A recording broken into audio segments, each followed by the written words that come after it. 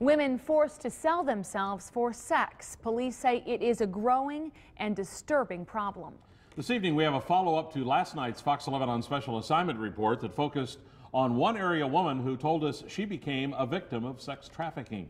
Tonight, Robert Hornacek shows us how one community in our area is trying to tackle what their police officers consider to be a giant problem. For a long time, I believed that I wasn't a victim. This is Nicole. We're only using her first name in this story because the Fox Cities native tells us for about 3 years she was forced to work as a prostitute. You were threatened. There's rules you have to follow or you could die. They tell you they will kill you. They tell you they will kill your family.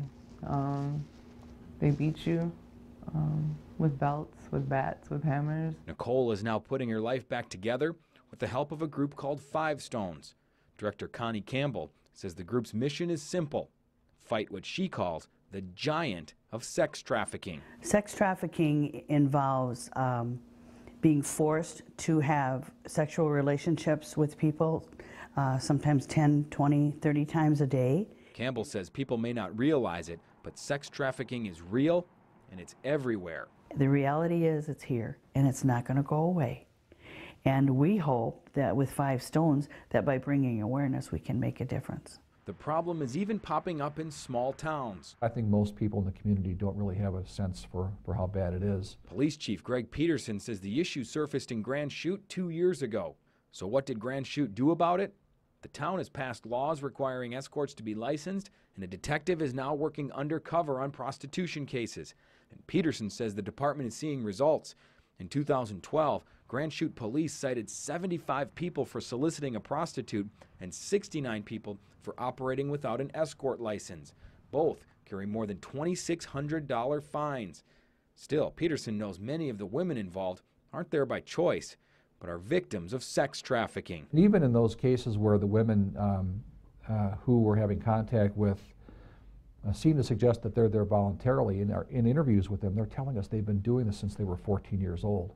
They didn't start on their own at age 14. Somebody forced them into that situation. Whether they're still being forced or not remains to be seen, but at some point in time they were exploited. They were forced. They were threatened. 14. 14. They've been prostituting since they were 14. A 14-year-old, I don't believe, just chooses to enter this trade. Something pushes them into this trade. Nicole says once a woman is involved in prostitution, it's very hard to get out. If you were suckered into that, and then let's say you wanted to get out and you had family to run to, so how do you run home to your family and tell them, oh, I had a pimp, he was making me prostitute, I've been doing this, this, and this for money? How do you're scared. You don't want your family to know. You're ashamed. You have guilt. If you missed my original report, just go to our website, fox11online.com, and click on the On Assignment tab.